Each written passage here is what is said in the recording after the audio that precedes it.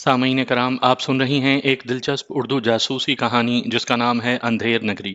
ये इस सिलसिले की किस्त नंबर 58 है। मुझे उम्मीद है आपको मेरी ये काविश पसंद आ रही होगी। आपने अगर अभी तक मेरा चैनल माय वॉइस सब्सक्राइब नहीं किया तो अभी मेरे चैनल को सब्सक्राइब करके बेल नोटिफिकेशन ऑन कर लीजिए ताकि आने वाली हर नई कहानी की इत्तला बर वक्त आप तक पहुंच सके। एफबीआई यानी फेडरल ब्यूरो ऑफ इंटेलिजेंस के प्राइवेट हाल में एक प्राइवेट इजलास जारी था। वहां एक लंबी मेज के अतराफ इंटेलिजेंस के सिर्फ वो आला अफसरान बैठे हुए थे जो दुनिया के मुख्तलिफ ममालिक में अपनी खुफिया एजेंसियों की सरबराही करते थे। उस कमरे में जो इजलास हुआ करते थे और वहां जो पॉलिसियां मुत्तफिका तौर पर मंजूर की जाती थी, उन पॉलिसियों के मुताबिक वो अपनी अपनी खुफिया एजेंसियों के सुराग रसानों को हरकत में लाया करते थे। इस इजलास के एजेंडे में सर फहरिस्त पाकिस्तान का मसला जेर बहस था। पाकिस्तान में सीबीआई की यूं तो एक खुफिया एजेंसी थी, लेकिन हंगामी हालात के वक्त एक से ज्यादा एजेंसियां एक्शन में आ जाती थी। उस इजलास के डायरेक्टर जनरल ने कहा, पाकिस्तान में इलेक्शन से पहले अबूरी हुकूमत के दौरान में हमारी 4 खुफिया एजेंसियां काम कर रही थी। हमने इलेक्शन के नताइज से लेकर दुर्दाना बेगम की हुकूमत कायम करने के मरहले तक बिला रोक टोक कामयाबियां हासिल की, लेकिन सिर्फ एक दिन में हमारी कामयाबियां अचानक नाकामियों में कैसे बदल गईं। एक अफसर ने कहा, पाकिस्तान में सियासी तब्दीली के सिलसिले में यह हमारा तीसरा इजलास है। हम ये मालूम नहीं कर पा रहे हैं कि वहां हमें नाकामी कैसे हुई। इन दिनों हमारी 4 एजेंसियां वहां सरगर्म अमल हैं। यहाँ चारों एजेंसियों के सरबराह मौजूद हैं। पिछले 2 इजलास में ये हमें मुतमईन ना कर सके, ऐसे दुश्मन की या ऐसी एजेंसी की निशानदेही ना कर सके जिसे हम गिरफ्त में लेकर हमें नाकाम बनाने वालों की साजिशों को समझ सके। एक एजेंसी के सरबराह ने कहा, मैं पाकिस्तान में था। मेरे लिए खतरा इसलिए नहीं था कि अमीर हमजा और राजा नवाज की मुदाखलत का कोई अंदेशा नहीं रहा था।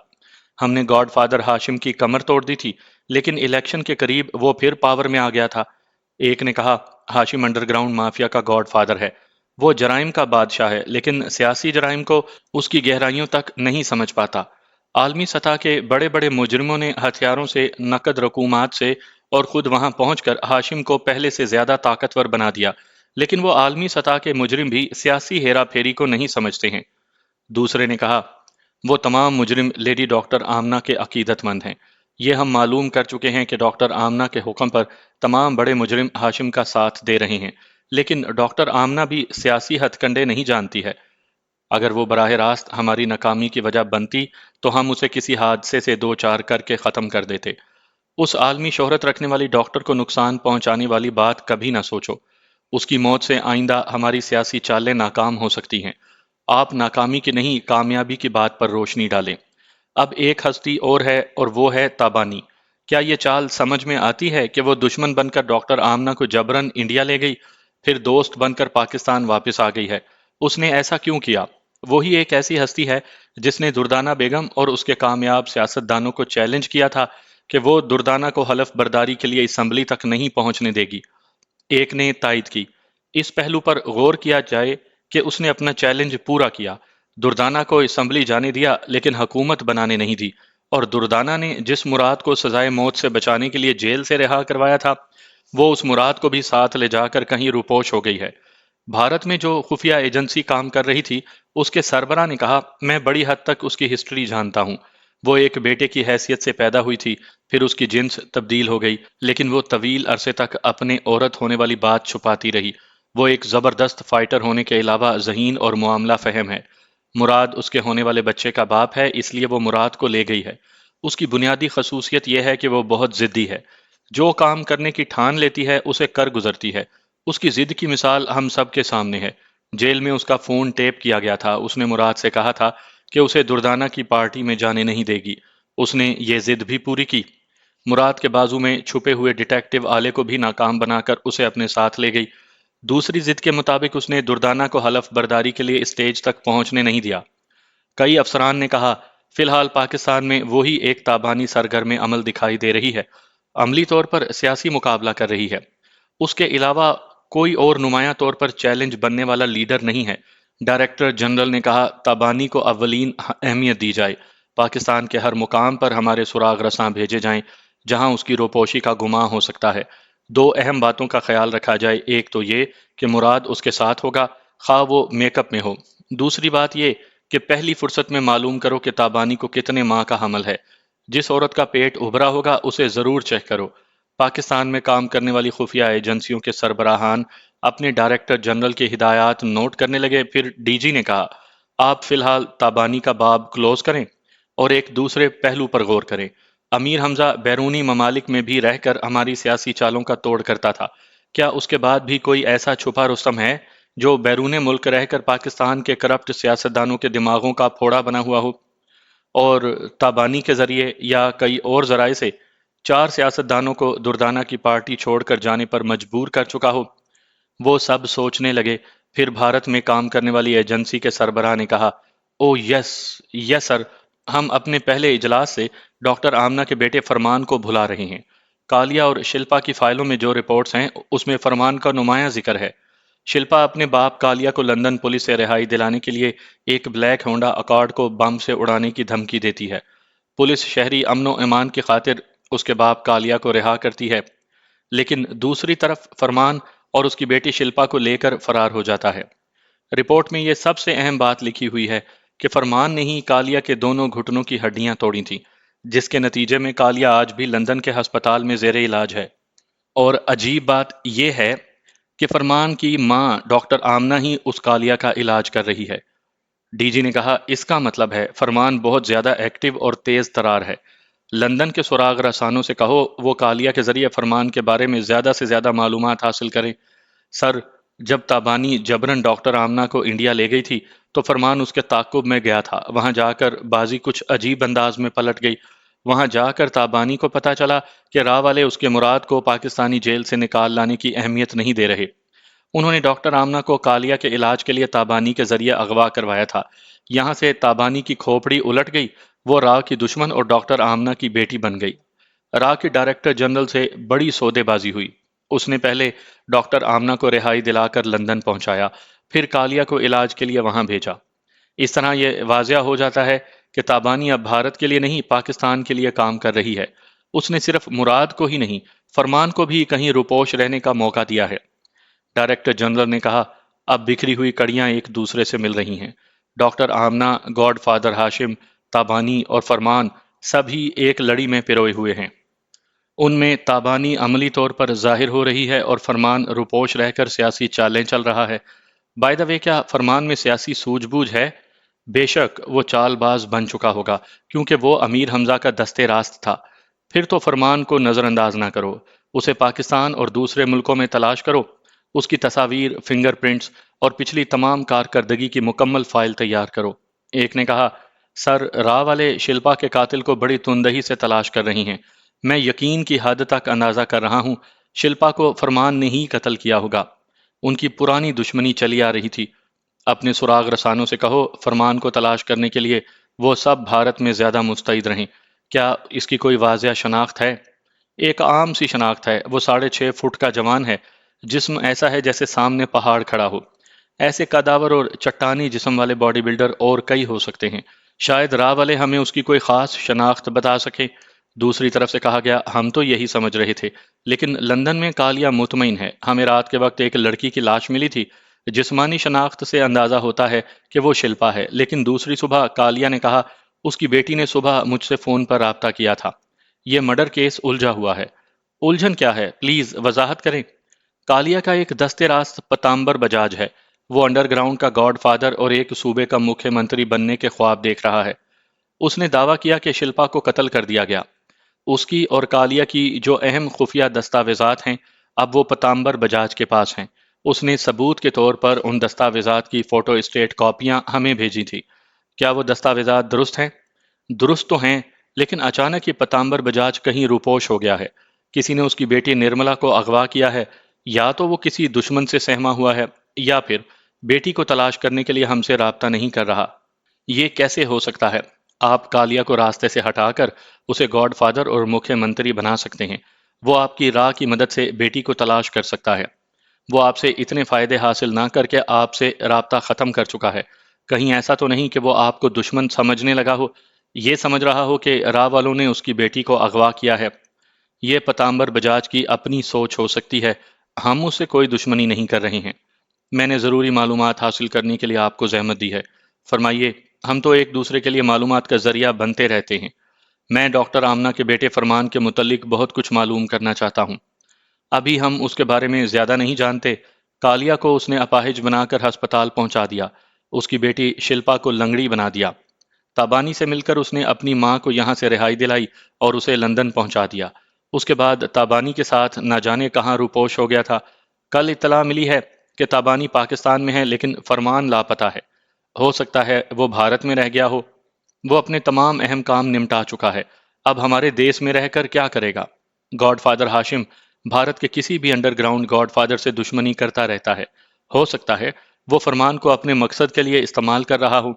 آئندہ گاڈ فادر بننے والے پتامبر بجاج کی بیٹی کو اغوا کر کے اسے ہراساں کر رہا ہو۔ آپ کی بات دل کو لگ رہی ہے۔ ہم نے اس کی بیٹی نرملا کو اغوا نہیں کیا ہے، تو پھر فرمان نے ہی ایسا کیا ہوگا تاکہ بیٹی کی حفاظت کی خاطر باپ سامنے آئے اور اس کے ہاتھوں ہلاک ہو جائے۔ آپ نے ہمیں غور کرنے کے لیے ایک نئی لائن دی ہے۔ اب ہم فرمان کو تلاش کریں گے۔ ایک اور زحمت دوں گا، اس کی تصاویر، فنگر پرنٹس اور کوئی شناخت ہو تو ابھی فیکس کر دیں۔ دراصل ہم نے ابتدا میں فرمان کو زیادہ اہمیت نہیں دی تھی۔ آپ سے گفتگو کرنے کے بعد وہ بہت اہم ہو گیا ہے۔ جب وہ پاکستان کی سرحد پار کر کے بھارت آ رہا تھا تو اسے گائیڈ کرنے کے لیے پوجا نامی ایک لڑکی اور اعظم بیگ نامی ایک شخص تھا۔ فرمان نہیں جانتا تھا کہ اعظم بیگ ہمارا جاسوس ہے۔ اس نے پہلے ہی فرمان کی تصویریں اور فنگر پرنٹس ہمارے پاس بھیج دیے تھے اور خود راجستھان کے ایک علاقے میں مارا گیا تھا۔ آپ اس کی تصویریں اور فنگر پرنٹس بھیج دیں۔ اعظم بیگ نے اس کی کوئی خاص شناخت بتائی تھی؟ اتنا ہی بتایا تھا کہ اس کا جسم فولاد کی طرح سخت ہے۔ جسم کے کئی حصوں پر ایسے داغ ہیں جیسے وہ گرم فولادی سلاخوں سے مار کھاتا رہا ہو۔ بڑا سخت جان ہے۔ ذہنی اور جسمانی طور پر طاقتور ہے تو پھر خطرناک ہے۔ اعظم بیگ نے اس کے مزاج کے متعلق بتایا تھا کہ ٹھنڈا دماغ رکھتا ہے اور ایسا شرمیلا پندان ہے کہ لڑکیوں سے دور رہتا ہے۔ آپ نے بڑی حد تک معلومات فراہم کی ہیں۔ میں آپ کے فیکس کا انتظار کر رہا ہوں۔ Okay, C you. اس نے فون بند کر کے تمام افسران کو دیکھتے ہوئے کہا، آپ نے وائڈ اسپیکر کے ذریعے تمام باتیں سنی ہیں۔ Any comments? ایک افسر نے کہا، تابانی تو خاصی اہم ہے لیکن اب فرمان بہت ہی خطرناک حد تک اہم لگ رہا ہے۔ دوسرے نے کہا، اب یہ بھارت میں ہماری ایجنسیوں کی ذمہ داری ہے۔ وہ اپنی قبر میں بھی چھپا ہو تو اسے کھود کر نکالیں۔ بھارت کی ایک ایجنسی کے سربراہ نے کہا، ہم گڑے مردے اکھاڑتے نہیں، ہم اپنی ذمہ داریوں کو سمجھتے ہیں۔ اس اجلاس کے ختم ہوتے ہی بھارت میں ہمارے تمام جاسوس ایکشن میں آ جائیں گے۔ ڈائریکٹر جنرل نے کہا، اجلاس کو ختم ہونا چاہیے۔ تابانی اور فرمان کی اہمیت بہت بڑھ گئی ہے۔ ان کی گرفتاری سے ہمیں الیکشن میں ناکامی کی وجوہات معلوم ہو جائیں گی۔ وہ سب اجلاس کے اختتام کی تائید کرنے والے تھے۔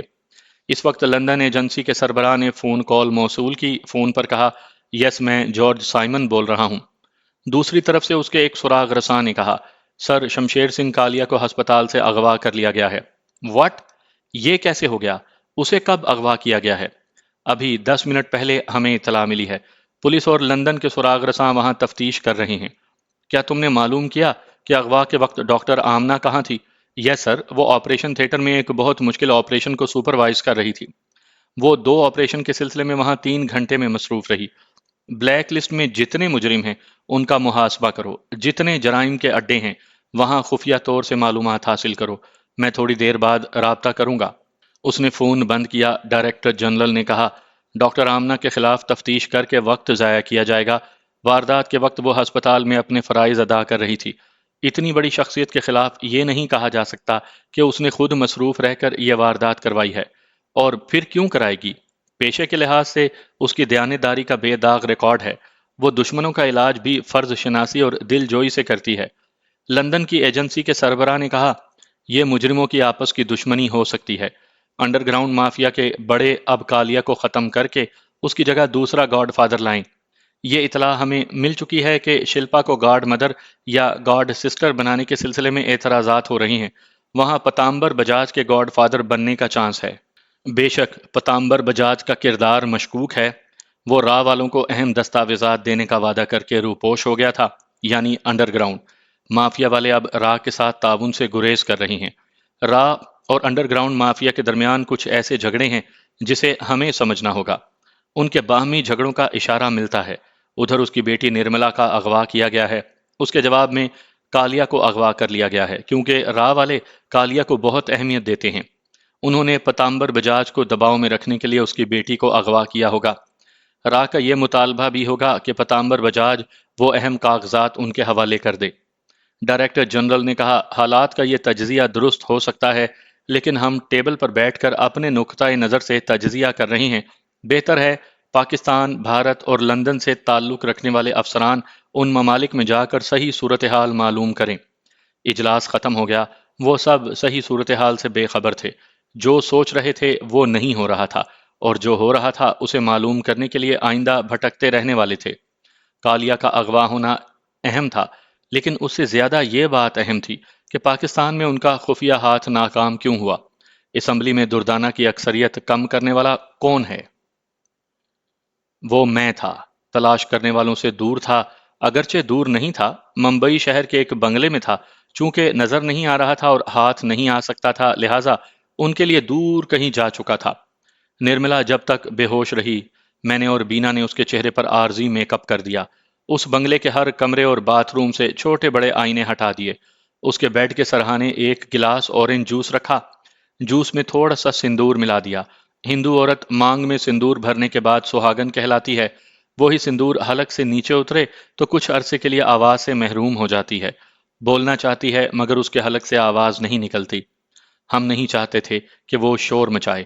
اسے خاموش رکھنے کے لیے اسی طریقے پر عمل کیا گیا۔ بینا نے ایک چھوٹے سے کاغذ پر ہندی زبان میں لکھا، ڈاکٹر نے کہا ہے کہ ہوش میں آنے کے بعد جوس پینا چاہیے، توانائی بحال ہو جائے گی۔ تم نے ڈاکٹر کی ہدایت پر عمل نہ کیا تو تمہارے کمرے کی کھڑکیاں اور دروازے باہر سے بند رکھے جائیں گے۔ جوس پینے کے بعد دروازے پر دستک دو گی تو اسے کھول دیا جائے گا۔ اس نے وہ پرچی لکھ کر جوس کے پاس رکھ دی۔ ہم نے کمرے سے باہر آ کر دروازے کو بند کر دیا۔ بینا اس کے باپ پتامبر بجاج سے نمٹنے چلی گئی۔ میں دوسرے کمرے میں آ کر ایک صوفے پر بیٹھ گیا۔ سوچنے لگا، اگرچہ میں نے بھارت میں رہ کر پاکستان میں دردانہ کی سیاسی بازی الٹ دی ہے، اس کے باوجود مجھے اپنے وطن میں رہنا چاہیے۔ میری دیدی تابانی کو بھی کسی وقت میری ضرورت پڑ سکتی ہے۔ میرے خیالات منتشر تھے، ذہن یہ بھی سمجھاتا تھا کہ فرض کی ادائیگی کہیں بھی رہ کر کی جا سکتی ہے۔ اپنی دیدی اور انکل ہاشم سے ملنا ایک جذباتی سی بات ہے۔ بھارت میں بینا کے ساتھ رہ کر اس کے تعاون سے پاکستان میں سیاسی کامیابیاں حاصل کرنے کے علاوہ راہ اور انڈر گراؤنڈ مافیا کے متعلق بہت کچھ معلوم کرتا جا رہا ہوں۔ اب تو مجھے سرحد پار کرنے کے کئی ہتھ کنڈے معلوم ہو چکے ہیں۔ میں جب چاہتا تنہا کسی بھی دن پاکستان پہنچ سکتا تھا۔ وہ کالیا جس نے میری پیدائش سے پہلے میری امی کو بدنام کیا تھا اور انہیں میرے ماں باپ کی کوٹھی سے نکلوایا تھا، اسے میں نے اپاہج بنا دیا تھا اور اس کی مکار بیٹی کو جہنم میں پہنچا دیا تھا۔ صرف اتنا ہی نہیں، بینا ان باپ بیٹی سے نجات حاصل کر چکی تھی۔ اس نے نجات کے لیے میرا سہارا لیا۔ میں نے اس کے سہارے راہ کے وہ تمام اہم راز حاصل کر لیے جو ان باپ بیٹی نے چھپا کر رکھے تھے۔ میں اور بینا آئندہ بھی ایک دوسرے کے تعاون سے بہترین کامیابیاں حاصل کر سکتے تھے۔ میں خیالات سے چونک گیا۔ جس کمرے میں نرملا کو قید کیا گیا تھا اس دروازے پر دستک ہو رہی تھی۔ میں نے دروازے کے قریب آ کر پوچھا، کیا تکلیف ہے؟ وہ اندر سے بولی، دروازہ کھولو، مجھے کیوں قید کیا ہے؟ تم بہت حسین ہو، کوئی بھی مرد تمہیں قید کر سکتا ہے۔ مرد وہ ہوتا ہے جو حسین عورت کے ساتھ ایک ہی کمرے میں قید رہتا ہے۔ ٹھیک ہے، تمہارے ساتھ ایک ہی کمرے میں رہوں گا، لیکن تم نے وہ کاغذ پڑھا اور اس پر عمل نہیں کیا، جوس نہیں پیا۔ مجھے اس کی باتوں سے اندازہ ہو گیا تھا کہ وہ آواز سے محروم نہیں ہوئی، بولتی جا رہی تھی۔ وہ بولی، میں کسی انجانی جگہ کھاتی پیتی نہیں ہوں۔ پرچی کو پھر سے پڑھو، اس میں لکھا ہے کہ جوس پینے کے بعد دستک دو گی تو دروازہ کھولا جائے گا۔ میں چیخنے چلانے لگوں گی۔ مجھے پتا ہے تمہیں چیخنا چلانا آتا ہے۔ تمہیں بھی پتا ہونا چاہیے کہ سائلنسر لگے ہوئے ریوالور سے چلنے والی گولی کو چیخنا چلانا نہیں آتا۔ میں نادان نہیں ہوں۔ میرا تجربہ کہتا ہے کہ اس جوس میں مجھے نقصان پہنچانے والی چیز ملائی گئی ہے۔ میں نے ریوالور نکال کر اس میں سائلنسر لگاتے ہوئے کہا، تمہیں مارنا ہوتا یا نقصان پہنچانا ہوتا تو 1.5 من کی حسینہ کو اٹھا کر اتنی دور نہ لاتے۔ میں نے دروازے کی چٹخنی کو بڑی آہستگی سے کھول کر اچانک دروازے پر لات ماری۔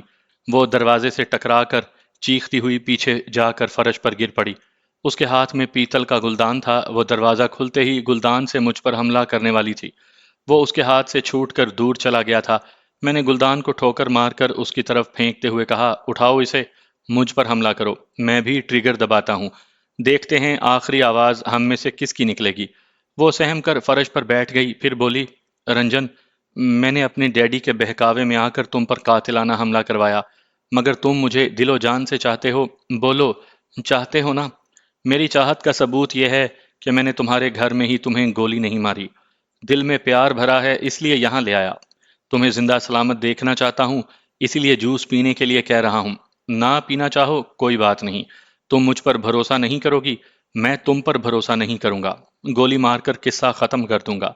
نہیں رنجن، مجھے تم پر بھروسہ ہے، اسی لیے تم مجھے بے وفا نہیں سمجھ رہے ہو، میرے ڈیڈی کی چالوں کو سمجھ گئے ہو، ان سے انتقام لینے کے لیے مجھے یہاں لے آئے ہو، اب کسی حد تک تم مجھے سمجھ رہی ہو، میں یہ فیصلہ کرنے تمہیں یہاں لایا ہوں کہ میرا ساتھ دو گی یا اپنے باپ کا۔ میں جان دے کر بھی تمہارا ساتھ دوں گی۔ زبان سے سب ہی دعوے کرتے ہیں، عمل کر کے دکھاؤ۔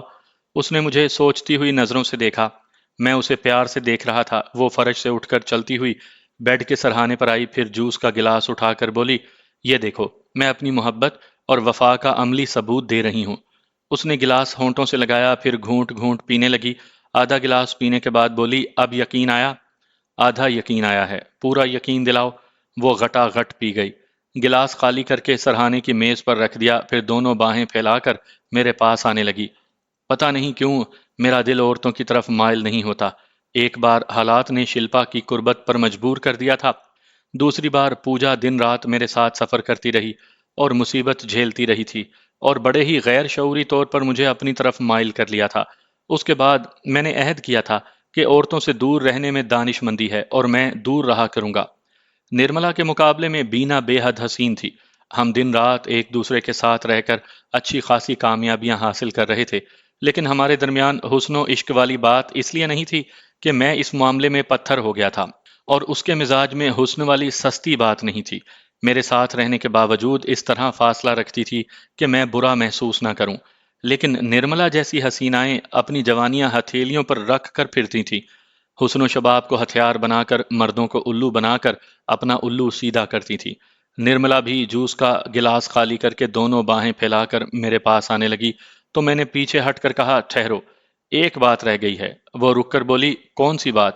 تم اب تک باپ کے اشاروں پر چل رہی تھی، یہ سچ سچ بتاؤ کہ اس دلال باپ نے میرے علاوہ اور کتنے جوانوں کو پھانسنے کے لیے کہا تھا؟ وہ بولتے بولتے کھنکارنے لگی، گلا صاف کر کے بولنے لگی، آسکر، وہ ناگواری سے چیخ کر بولی، یہ کیا خو خو۔ وہ بولتے بولتے کھنکارنے لگی، گلا صاف کر کے بولنے لگی، آسکر۔ پہلے ہا ہا کے سوا آواز نہیں نکلی، پھر وہ آواز بھی بند ہو گئی۔ وہ ٹھوڑی کے نیچے ہاتھ رکھ کر کبھی حلق سہلا کر بولنے کی کوشش کرنے لگی، کبھی دونوں مٹھیاں بھینچ کر پوری قوت سے آواز نکالنے کی کوشش کرنے لگی۔ میں نے جیب سے سندور کی چھوٹی ڈبیاں نکال کر کہا، تمہارے باپ نے ہماری منگنی کی تھی، آؤ اب تمہاری مانگ میں سندور بھر کر تمہیں سہاگن بنا دوں۔ وہ حیرانی اور پریشانی سے دیدے پھاڑ کر سندور کو دیکھنے لگی اور سمجھ گئی کہ سندور کے ذریعے اسے آواز سے محروم کر دیا گیا ہے۔ وہ غصے سے آگے بڑھ کر میرا گریبان پکڑنا چاہتی تھی، میں نے ایک ہلکا سا تماچا رسید کیا اور اس کا منہ گھوم گیا۔ وہ بیڈ سے ٹکرا کر پھر فرش پر گر پڑی۔ میں نے موبائل فون نکال کر اس کے خوبصورت تراشیدہ بالوں کو مٹھی میں جکڑ کر اٹھایا، پھر کہا، یہ لے، اپنے باپ سے رابطہ کر اور اسے اپنے حالات بتا، وہ تجھے تلاش کر رہا ہوگا۔ وہ فون کو دیکھتے ہی ذرا سی دیر کے لیے بھول گئی کہ باپ کی آواز سن سکے گی، اپنی آواز نہیں سنا سکے گی۔ اس نے جلدی جلدی نمبر پنچ کیے، پھر فون کو کان سے لگایا۔ دوسری طرف سے باپ کی آواز سنائی دی، ہیلو، کون؟ نرملا نے بولنے کے لیے منہ کھولا تو آواز نہیں نکلی۔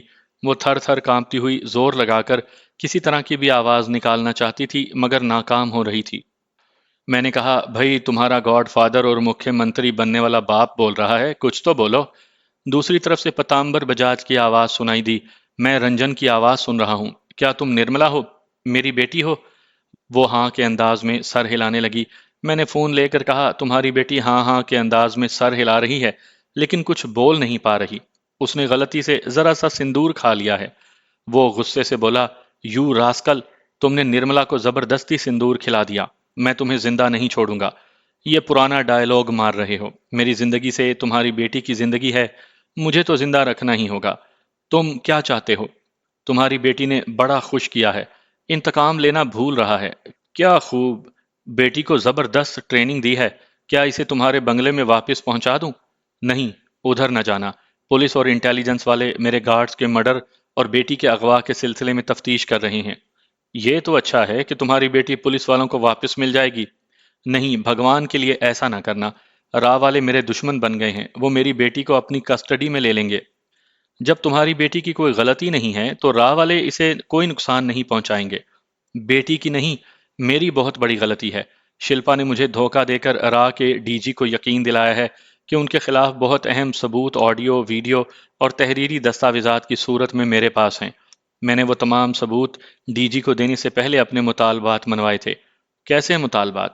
میں کیا بتاؤں، میری سمجھ میں نہیں آتا۔ مطالبات میرے نہیں تھے، شلپا کے تھے۔ پتہ نہیں کیوں اسے پاکستانی سیاست میں دلچسپی پیدا ہو گئی تھی۔ اس نے دردانہ بیگم کی پارٹی کے 4 کامیاب سیاستدانوں کو پارٹی چھوڑانے کے لیے کہا۔ وہاں کے چند سیاستدان راہ کے اشاروں پر چلتے ہیں۔ ڈی جی نے وہاں دردانہ کی سیاسی بازی الٹ دی، یہاں شلپا نے مجھے الٹ دیا ہے۔ اب میں راہ کے خلاف تمام اہم ثبوت کہاں سے لا کر دوں؟ راہ کے کتے میری بو سونگتے پھر رہے ہیں۔ میں نے انجان بن کر پوچھا، وہ شلپا کہاں ہے؟ وہ کتے کی بچی نرک میں چلی گئی ہے۔ وہ کتے کی بچی تھی، نرک میں تو جانا ہی تھا۔ اب مجھے بتاؤ کہاں روپوش ہو، میں وہاں نرملا کو پہنچا دوں گا۔ اس سے گفتگو کرتے وقت میں نے فون کو اپنے اور نرملا کے کانوں کے درمیان میں رکھا تھا۔ وہ بھی اپنے باپ کی باتیں سن رہی تھی۔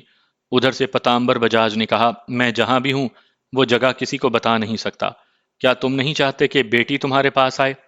فون میری بیٹی کو دو، وہ ابھی بولنے کے قابل نہیں ہے لیکن سن تو سکتی ہے۔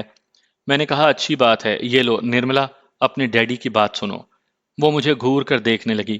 انکار میں کچھ بول نہیں سکتی تھی، اپنے باپ کو کوئی اشارہ بھی نہیں دے سکتی تھی۔ وہ فون ہم دونوں کے درمیان رہا۔ پتامبر بجاج نے پوچھا، نرملا میری آواز سن رہی ہو؟ او گاڈ، خواہ مخواہ پوچھ رہا ہوں۔ وہ جواب نہیں دے سکے گی۔ وہ ذرا توقف سے بولا، رنجن تم میری بات سنو، جو کہتا ہوں نرملا کو سنا دو، ٹھیک ہے؟ میں نے کوئی جواب نہیں دیا۔ اس نے دوسری بار مجھے مخاطب کیا، پھر بھی خاموش رہا۔ تب اس نے کہا، سمجھ گیا۔ نرملا تم سن رہی ہو مگر بول نہیں پا رہی ہو۔ رنجن نے فون تمہیں دے دیا ہے۔ ایسا کرو، جب رنجن تم سے پیچھا چھڑا رہا ہے تو تم ایک آدھ دن کے لیے اپنے کسی دوسرے بوائے فرینڈ کے پاس چلی جاؤ۔ حالات قابو میں آتے ہی میں تمہیں اپنے پاس بلا لوں گا۔ میں نے فون پر کہا۔ نرملا نے ہاں کے انداز میں سر ہلا کر فون مجھے دے دیا۔ اب میں اسے کار میں لے جاؤں گا، پھر جہاں کہے گی وہاں اسے ڈراپ کر دوں گا۔ اوکے، نرک میں جاؤ۔ میں نے فون بند کر دیا، پھر کہا، واہ کیا باپ ہے تمہارا، کسی دوسرے بوائے فرینڈ کے پاس جانے کا مشورہ دے رہا ہے۔ بولو کیا ارادہ ہے؟ اس نے خاموشی سے سر جھکا لیا، سوچنے لگی۔ میں نے کہا، تم آرام سے بیٹھ کر اچھی طرح سوچو، جب کوئی فیصلہ کر لو تو ایک کاغذ پر لکھ کر دے دینا۔ میں نے اس کمرے سے نکل کر دروازے کو باہر سے بند کیا، پھر وہاں سے دور ڈرائنگ روم میں آ کر انکل ہاشم سے رابطہ کیا۔ انہوں نے میری آواز سن کر خوشی سے کہا، بیٹے تم نے تو بازی ہی الٹ دی ہے۔ تم نے ثابت کر دیا کہ میری باجی آمنہ کے بیٹے ہو۔ یہ لو تابانی مجھ سے ریسیور چھین رہی ہے۔ ارے بیٹی ٹھہرو، دے رہا ہوں، اس کی خیریت تو… دیدی نے فون چھین لیا، خوشی سے چہک کر بولی، ارے اپنے خول میں منہ چھپانے والے کچھوے، تو نے تو خرگوش سے بازی جیت لی۔ خدا کی قسم آج تک خفیہ ہاتھ کو کسی نے ایسا منہ توڑ جواب نہیں دیا ہوگا۔ میں خوشی کے مارے کہہ نہیں سکتی کہ میرے اندر محبت اور ممتا کا کیسا لاوا پک رہا ہے۔ ایسے لگ رہا ہے کہ میں اپنی کوکھ میں پلنے والے بچے کو جنم دے چکی ہوں اور وہ جوان ہو کر فرمان علی بن چکا ہے۔ وہ روانی سے بولتی جا رہی تھی، میں ان کے مسرت بھرے اور ممتا بھرے جذبے کو دل کی گہرائیوں سے سمجھ رہا تھا۔ ان کا ایک ایک لفظ مجھے نیا حوصلہ اور نئی قوت دے رہا تھا۔ وہ کہہ رہی تھی، میں نہیں جانتی، جب چھوٹے بہت بڑا کارنامہ انجام دیتے ہیں تو بڑے انہیں کیا انعام دیتے ہیں۔ میں نہیں جانتی جب بھائی میدان جنگ سے فاتح بن کر کامیاب و کامران آتا ہے تو بہنیں ان کی آرتی کیسے اتارتی ہیں۔ لیکن میں نے تمہیں ایک لازوال انعام دیا ہے۔ میں نے تمہاری آرتی نہیں اتاری، داتا صاحب کے دربار میں جا کر اسلام قبول کیا ہے۔ لا الہ الا اللہ محمد الرسول اللہ۔ میری آنکھیں بھر آئیں۔ میں نے کہا، ہائے دیدی، نہیں دیدی نہیں، آپی، ہائے آپی، کسی نے خوشی سے ایسے نہیں رلایا ہوگا جیسے آپ نے مجھے رلایا ہے۔ میں آپ کے پاس آنا چاہتا ہوں۔ نہیں، خبردار، ادھر کا رخ نہ کرنا۔ تمام ایجنسیاں ہم بہن بھائی کو ڈھونڈ رہی ہیں۔ ان کے پاس ہم دونوں کی تصویریں اور فنگر پرنٹس وغیرہ ہیں۔ تمہارے بدن پر گرم لوہے کے راڈ کے جو نشانات ہیں انہیں پہلی فرصت میں پلاسٹک سرجری کے ذریعے چھپا دو۔ چہرہ بھی سرجری سے چھپ سکتا ہے باقی امی نے کہا ہے کہ وہ ہم دونوں کی 10 انگلیوں کا آپریشن کریں گی اور انگلیوں کے نشانات میں تبدیلیاں کر دیں گی۔ میں نے کہا امی زندہ باد، اتنی باریکی سے آپریشن کرنے والے دنیا میں صرف چند ہی ڈاکٹر ہیں، ہمیں فخر ہے کہ وہ ہماری امی ہیں۔ اب تم امی سے یا کسی سے فون پر باتیں کر کے وقت ضائع نہ کرو، پہلے چہرے اور جسم کے داغ چھپاؤ۔ شکاری کتے صرف یہاں نہیں، بھارت میں بھی چھوڑ دیے گئے ہیں۔ وقت کی اہمیت کو سمجھو۔ اللہ حافظ۔